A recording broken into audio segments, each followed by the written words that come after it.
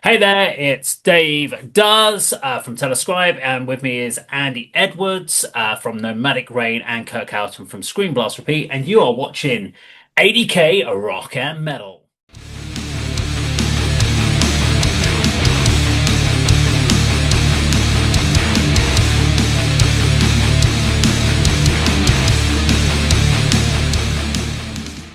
Okay, in today's video, we are doing a retrospective. I don't know, is it a retrospective, but it's a retrospective look. It I is. guess we're going to use that as a terminology of an album. We're picking out in this series classic albums or albums that have either defined a genre. Maybe they've been an album that's defined a band or a breakthrough album for a band.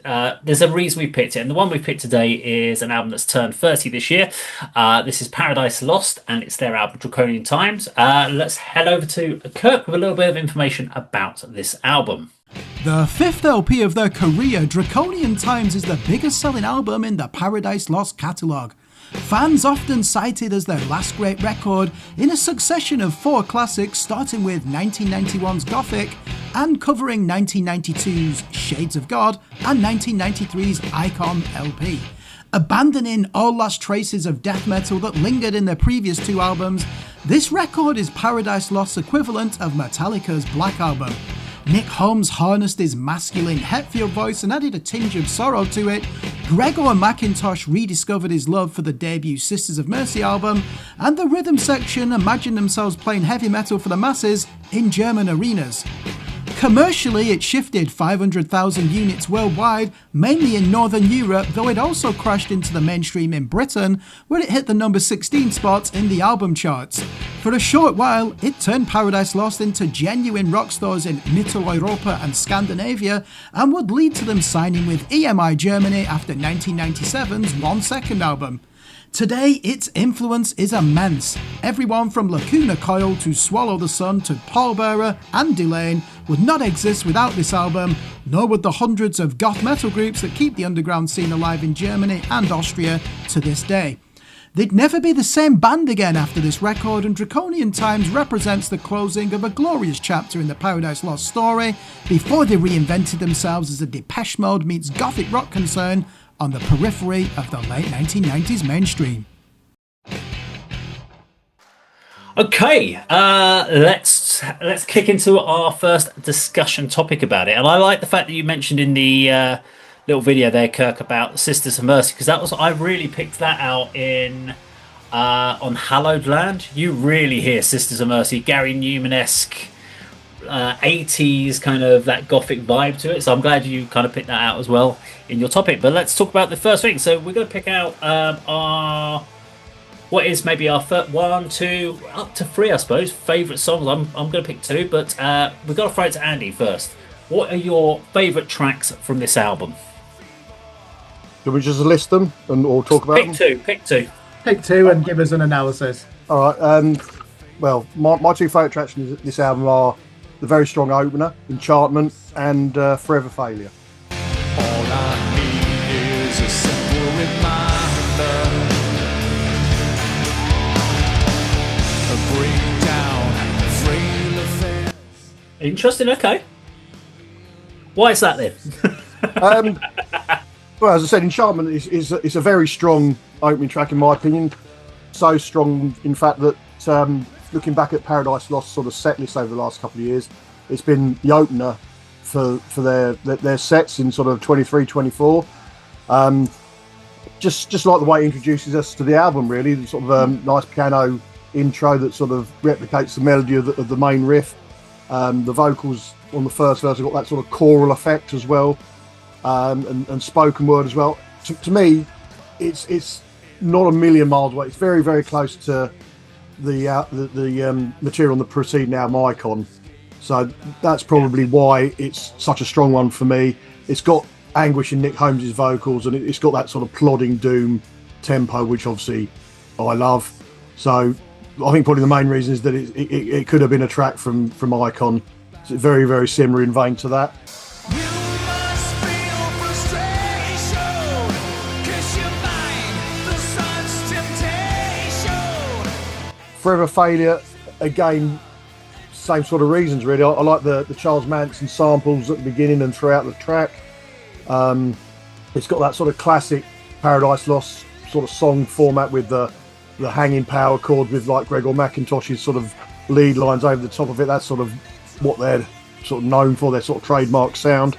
So they're my two really, because they are, to me, almost classic Paradise Lost, rather than the direction they were perhaps heading towards during and certainly after this album.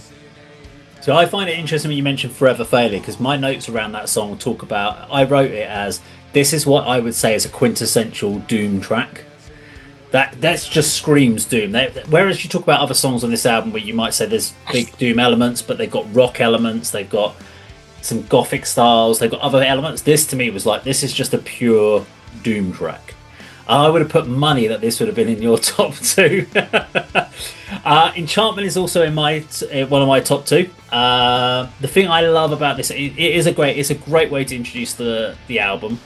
It sets it up brilliantly. It also almost categorically has all the elements that are used in all the rest of the songs in one track. So it kind of gives you a bit of everything that you're going to get for the next whatever hour, 45 minutes, whatever the length of the album is.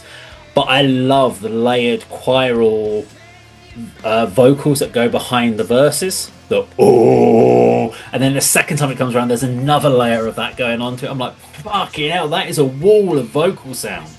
So I absolutely love Enchantment for that. My other one for me is Shades of God.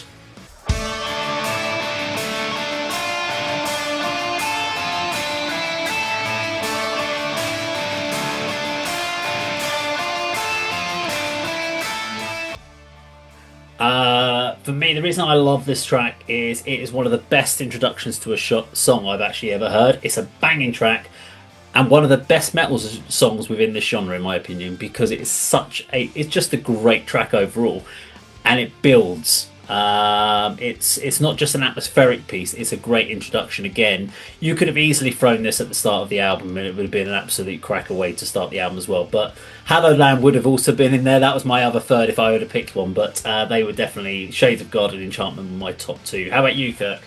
Yeah, so we all agree on Forever Failure, track 4. That's my favourite song on this album.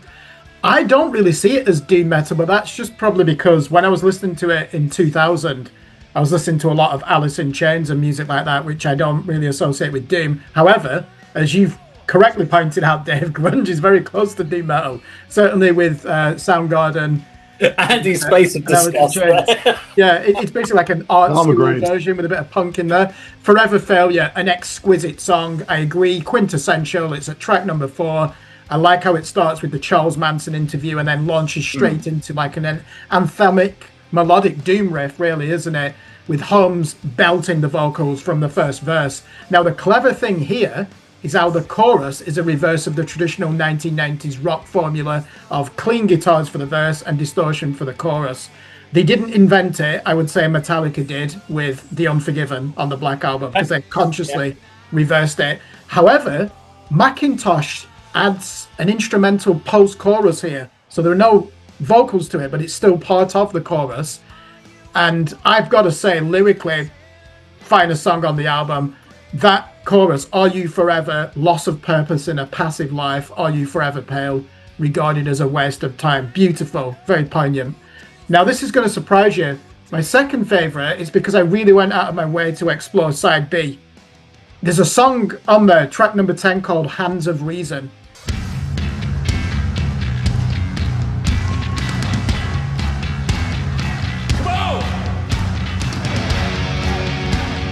But if you listen to this in isolation, this is the hidden gem of the album. So you think it's going to start like Iron Man by Black Sabbath at the beginning, but they quickly drag you into this gothic metal contemplation and then hit you with a forceful bridge that could easily be an anthemic chorus in itself. So you actually think that's the chorus on the first rendition, and you're thinking, wow, good standard. Instead, they actually deliver the chorus on the second repeat, and it's one of the most seamless but complex arrangements in the entire 1990s decade of heavy metal. There are 3 fucking parts to this chorus when you actually listen to it and analyze the song. The way that part 2 transitions to part 3 with the declaration that love hides the things you'll never know is undisputed genius. And after we've done this review, just listen to this song in isolation. It should have been a single.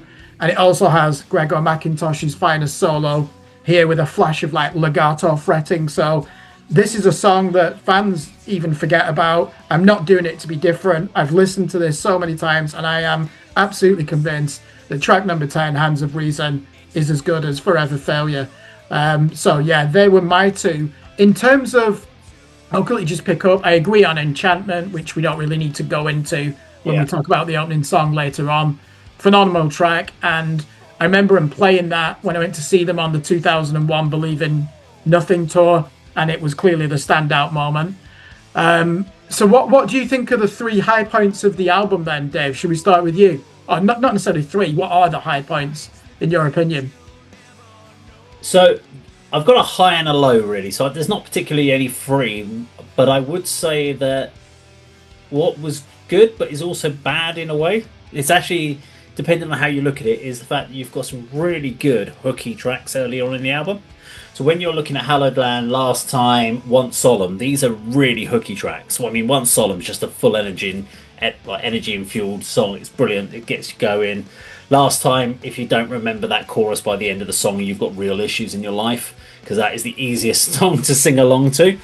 But then you're talking about side B, which has got, as you said, Hands of Reason, I See Your Face, Yearn for Change, Elusive Cure.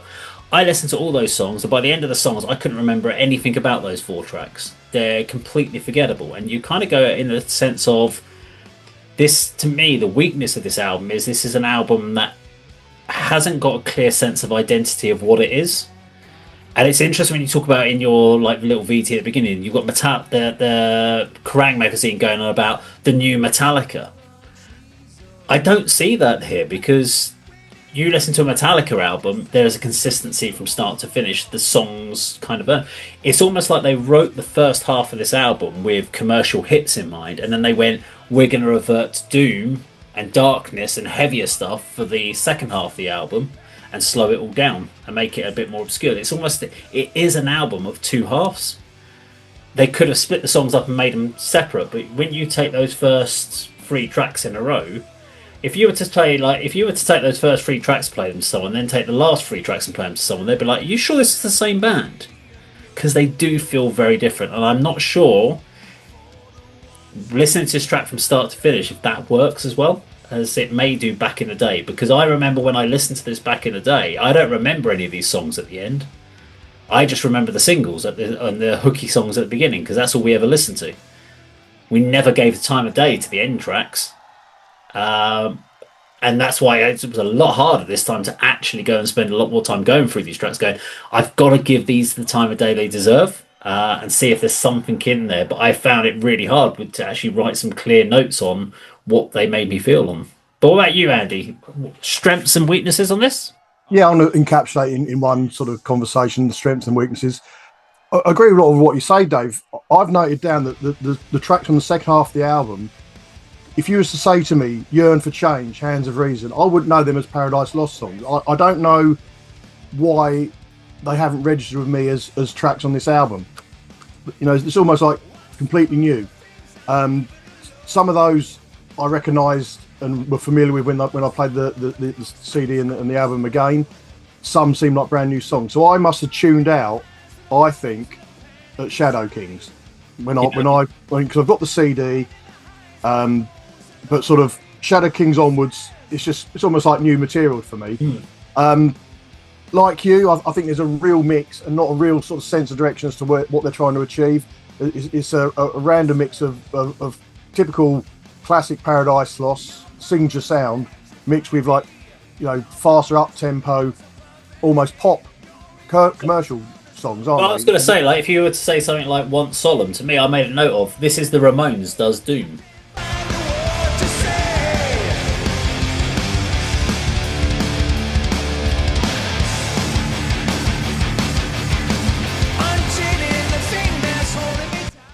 This is a complete. This has got a punk riff in there. Yeah, and yet that's her. Yeah.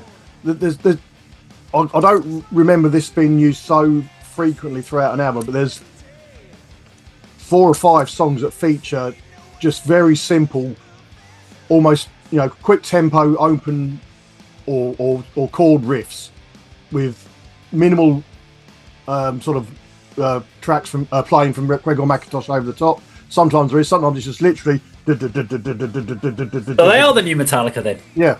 Okay. So it's a real mixed bag. I mean, going back to the high points, I have got the CD, and I think the way that's produced, the artwork and the band photography, which are art form in themselves. There's individual portraits of the band members, and they've manipulated them and put all these colours and lovely pastel shades all over them. So the actual CD is fantastic with the lyrics, and I like the fonts that Paradise Lost often use in their lyrics and everything. So the CD package is really good. Production, I assume it's really good. I don't listen to music on particularly good equipment, so it sounds like a really good, well-produced album. Yeah. But for me, it's the commerciality of some of the tracks. You mentioned it, Dave, last time.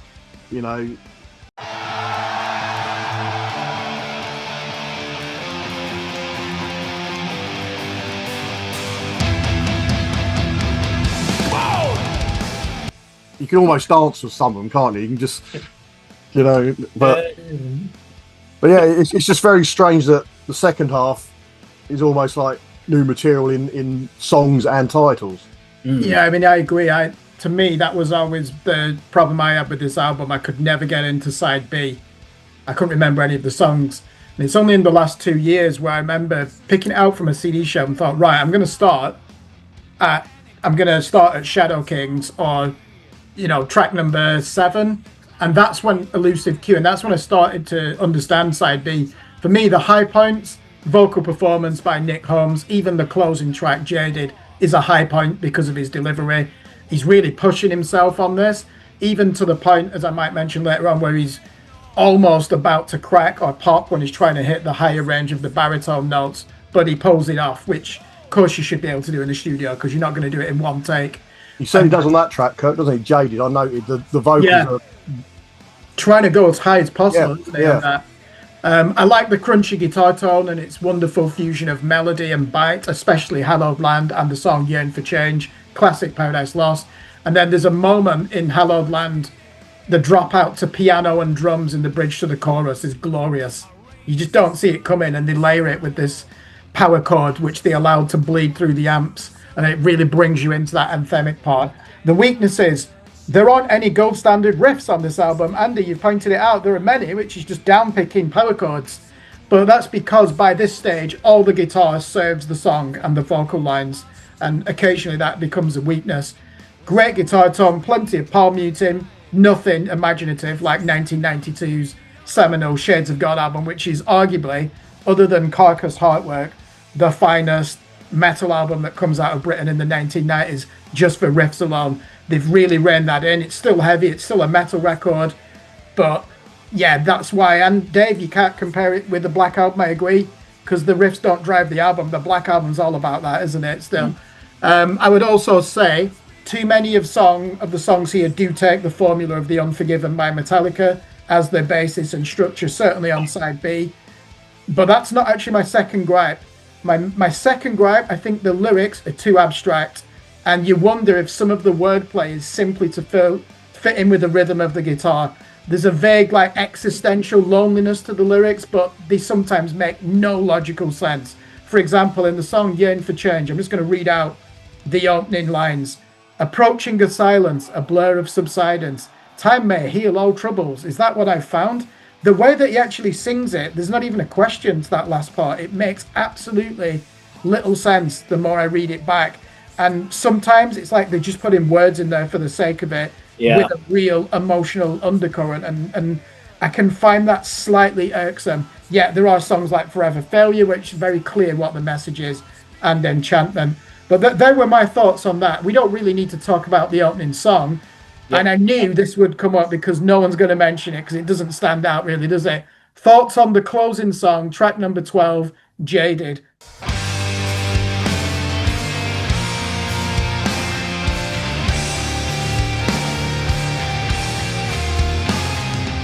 Dave, what have you got down for your notes for that song? So as a closing track, it works really well. I mean, it's a great way for them to round an album out because you don't really want to go off with a high octane track. It's slow, it's plodding along. It actually feels like a finale of an album. So if I was to think of it this way, if they'd put Hands of Reason or I See Your Face as the last track, it doesn't feel like neither of them feel like you're ending a session. Where you listen to this, you go, okay, I'm done. I'm finished. I feel like I finished there for no particular reason. But I listened to it, I was like, yeah, it's a nice way to. It's a final statement, and it makes sense. It's not a great track in my opinion, but it makes sense as a closing for a song for the album, especially after those other tracks that it goes before or that went before it, because they're not memorable. And Jaded is a little bit more memorable than the others, but. Yeah, it's a good way to sort of finish a track out, especially if you're into the slower, plodding, long sort of stuff. Andy, did you have this as one of the new songs that you just don't remember from years ago? Yeah, I mean, agree with Dave. I've described it as a weak track, but it has some merit. I mean, it's probably one of the best of that sort of closing half. We talked about Nick Holmes' sort of vocals on this one. They do seem noticeably in a higher register. It's got some clean guitar and it's got slow doom tempo, so it's a decent track, and it's, as you said, Dave, it just sort of settles things down and is a logical end to the album rather than a bang. I mean, you imagine Want Solemn being the last track. You'd want more, wouldn't you, after that, yeah. For example. I mean, that's blistering in comparison to many Paradise Lost tracks, but yeah. I say it's almost like a new song for me. I don't know why I didn't get that far with this particular album.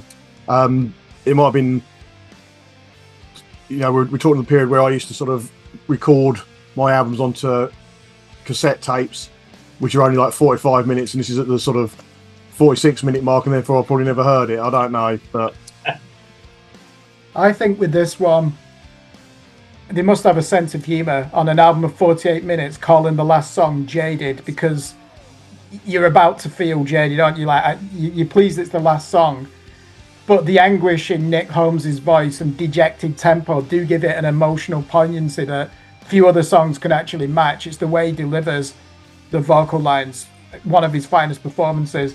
So I've grown to appreciate it, but Dave, I'm going to disagree with you. I think they needed to end with a blistering song. Not necessarily something like One Solemn, which is an absolute banger. I just think it would have been better to have something a bit more up-tempo, because the last time, probably. Yeah, but even that could have ended. That would have made sense. The last time we're going to play a song at the end of the album. And don't forget, on Shades of God, Andy, the first ever big single is As I Die. It's the hit single, isn't it, in the Underground from the 1992 album, and it's the last track on the album.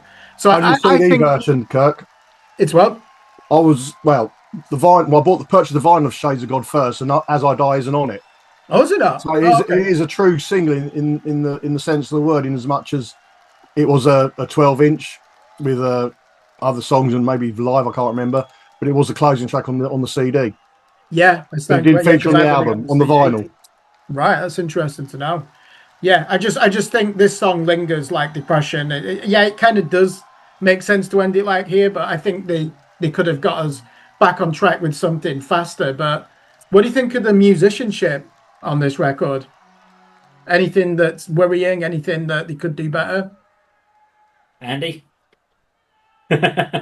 Musicianship. There's only one, I think one of you mentioned, there's only sort of one noticeable Gregor McIntosh sort of single note, memorable lick lead, whatever you want to call it, that goes over the chords. There's very few of those. There is Hands of Reason was mentioned as well, having a fantastic solo. I don't know if they kind of just sort of strip things back a little bit from previous albums. I mean, to me, the musician, the production is really good. Drums come through really crisply. I don't know, no issues with the musicianship. Just maybe a different approach to some of the songs. Maybe they're in that transitional period from Icon and Shades of God, to what came next. Okay. See, I really like the musicianship on this album, and I get referred whenever I do demo ideas for songs, and I always put my guide rough idea for what a lead part might be. They go, "That's very Greg McIntosh, Dave," because I do a lot of single lead parts. So like if you talked about like Hallowed Land, for instance, the lead part on here. I love that track. It's got bounce, it's got groove in it. That is something that I would comfortably right now, if I was putting a telescribe track together, there'd be those sort of elements. There'd be a chord progression underneath with a nice simple lead melody behind. So this album heavily influenced my songwriting, specifically those first sort of 3 or 4 tracks on this album, because at that point I was listening as a drummer to Metallica and wasn't really doing much guitar work, and around this sort of time I'd got my first like flat, and I'd started to play a little bit guitar, and so I was starting to pick up these solo little guitar melody lines that follow the chord progression. So I really like it. As far as the audio production, it's very much of the 90s, which is good because the 80s was still quite rough. By the 90s, production had massively stepped up. So it's got a really good balance mix overall, and it still stands up from that point of view today as far as the overall production. If you were to put this against modern production, I think it's great. In fact, if anything, modern production's it's just become too crisp. This feels like a band playing live in a studio with some great sound engineering. It feels that balance. It doesn't feel like the guitars have been absolutely compressed to shit and then put too much saturation distortion on it. But what about you, Kirk? Yeah, I'll cover both things, the musicianship and the production. Greg McIntosh, I'd say, is at his peak as a songwriter who's writing primarily from guitar. You only have to listen to Forever Failure, with that combination of the clean arpeggios and the distortion over the top. Everything he touches turns to gold, and as I said before, he's not even playing extravagant, flamboyant metal riffs. Everything serves the song. Nick Holmes could make the case this is probably his finest vocal performance in the entire catalogue, although I do think 2020's Obsidian was superb, and the album that Andy likes and I like, The Plague Within, is really a strong vocal performance as well. Good to hear the bass captured in the mix. So Simon Efemi, this is probably his seminal work. He had produced 1992 Shades of God and 1993's Icon, never captured the bass. Here he captures it really aggressively, and it no longer sounds like a punk band from 1982 when you can hear the bass frequencies. So he's really fixed that part of it. I don't think there's anything to complain about with the musicianship here. Maybe you could say that McIntosh is losing a bit of interest in lead guitar because he really dials it back, doesn't he?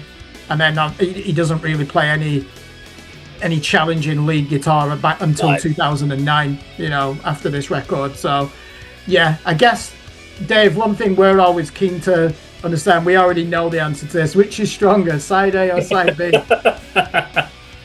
Well, it's obviously, from my point of view, going to be side A, although my favourite track is actually on side B, but it's completely dwarfed by all the other songs that are on side B. But yeah, side A, this is basically definitely a vinyl conversation. So if you had this on vinyl, you're only ever going to have pretty much side A on, and it's just playing around. You're hardly ever going to get any dust on side B the way it's going. But yeah, side A stands out for me. Andy, I'm assuming you're the same. Yeah, exactly the same. I don't know where the split is on the vinyl edition. Never owned it, but as I said earlier, side B is almost brand new material for me. I honestly cannot remember why. Everything up to Shadow Kings is still ingrained in my memory, and I can sing and hum along. But maybe you had the vinyl and never switched it over. No, I know for a fact I didn't have the vinyl. There's a second side of this, damn it. Yeah. But yeah, there are some good tracks on side B, and certainly some really excellent moments as well. But as if you're going to split it, yeah, definitely side A. Yeah, I'm with you on that. Although I did, because that was my default feeling for so many years, I thought I am going to explore side B. Side A is as close to perfect as you get in the 1990s for a metal album. And you know that the band, the fans, and even the A&R people at the record company love side A. Gives everyone benefits from that, don't they? You've got the hits, you've got the tempo, you've got the emotional poignancy, the anthemic choruses, perfect. Side B is fascinating. If you can expel side A from your mind, and treat it like a different album, which you two had said it almost feels like a different album, then you can discover the genius of songs like Hands of Reason. However, side B does lack the thrust of side A, and this record could have been shortened to 10 tracks, or if they were retaining 12, I think they should have put an experimental non-metal song on here as some kind of palette cleanser and probably replace track 11, I See Your Face. But I guess the question is, the most important one, 30 years later, has this album stood the test of time? Andy? Absolutely. Like I say, I can't remember the last time I actually played this. I really enjoyed revisiting it and actually analysing it. And like you both mentioned, the sort of more recent spins have started at Elusive Cure. You know, concentrate on the new tracks, and you find that it's a strong, but you've still got that mix of, you know, classic Paradise Lost, almost commercial up-tempo tracks, and almost lazy chugging down-pick riffs that, you know, some on side B, you know, you maybe with fillers, I don't know. Is Shades of God a leftover track from the Shades of God sessions? I don't know. That'd be an interesting discussion to have. But there are some real gems, hidden gems, one of you mentioned as well on side B. But test of time, absolutely, yeah. What would you give it out of 10 then? We'll give it out of 10. Been thinking about this today. 7.5. Okay. Dave, over to you. Yeah, I mean, as a whole, as an album, it does stand up. Today, I mean, depending on what you're after out of this album, you're going to enjoy it. I love the first half of this album. I'm going to, you know, I said there's a good 3-minute song in there. There's a good EP in this album. Ooh. There is. You take six. That's brutal. That would be a great EP. The 6 songs on there. Would you lose anything from side A, Dave? Is there any of those that you're not particularly fan of? Shadow Kings, I would have swapped Shadow Kings out and replace it with Shades of God. Okay. And then I'd keep the other 5 in there, because the reason I say that is, I mean, it's a great intro for Shadow King. I can't speak today, but I hate the way that on that song the guitar line and the vocal line follow each other. That's just laziness. The guitars wrote a vocal melody, and Nick Combs has gone, I'll just sing the same as what that is. Then that's easy, and that's one of my biggest gripes on this album. I should have put this as my weakness. Is there's a lot of the songs, especially on side B, where Nick Combs' vocal melody lyric line is basically sounds like a demo, like he's kind of still just riffing the ideas down, because they don't naturally flow. Is more words that need to be in the sentences. Whereas you listen to those first few tracks and he's got a great vocal melody, it adds to the song. On the second half of it, it distracts from the songs. You kind of, the vocals don't make as much. His vocal delivery itself is great, but some of the vocal melodies don't stand up in the second half of the album. So yeah, it's a good album. It does stand up on production values, and the songs themselves do stand up, specifically side A. Ratings for me, 6 out of 10. Okay, yeah, that makes sense. I couldn't give it. I wouldn't listen to the second half of the album, but there are people that would. But it's definitely 6 out of 10 for me. Yeah, that makes sense, because if you can't even listen to side B, there's no way you could give it a 7 or above. Yeah, this stands up. Before I give the verdict, I'll give my reasons. The influence of this record is impressive. Yeah. So they were already an influential force thanks to 1990's Lost Paradise, which invented Death Doom. Thanks to 1991's Gothic, which invented Gothic death metal, and thanks to 1993's Icon, which really does, you could argue this is part 2 of it. It really is the birthplace of Gothic metal for stadium metal audiences, isn't it? But this is the album that brought them into the mainstream and solidified their leadership of the global, I would say, Gothic metal movement. Every Gothic metal band from Germany, Austria, France, the Netherlands to this day pays homage to this record. None of them come anywhere close. For example, Lacuna Coil would not exist without Draconian Times, and even bands that had been around that were influenced by earlier Paradise Lost, like The Gathering, Moonspell, even Theatre of Tragedy, and I think even they receive a leg up from the commercial success of this album, and it gives them a boost as well. So the reason I'm going to give it an 8 out of 10 and not a 9, it's not because of side B, it's because I can think of 5 other Paradise Lost albums that are, in my opinion, better than Draconian Times, and they are Gothic from 1991, Shades of God from 1992, 1 Second from 1997, Faith Divides Us, Death Unites Us from 2009, and then the one that Andy and I love from 2015, The Plague Within. I think they're better albums than this. This is probably the most important album in the Paradise Lost catalogue, though, because of what it achieved commercially and how influential it was. So 8 out of 10 for me. It does stand the test of time.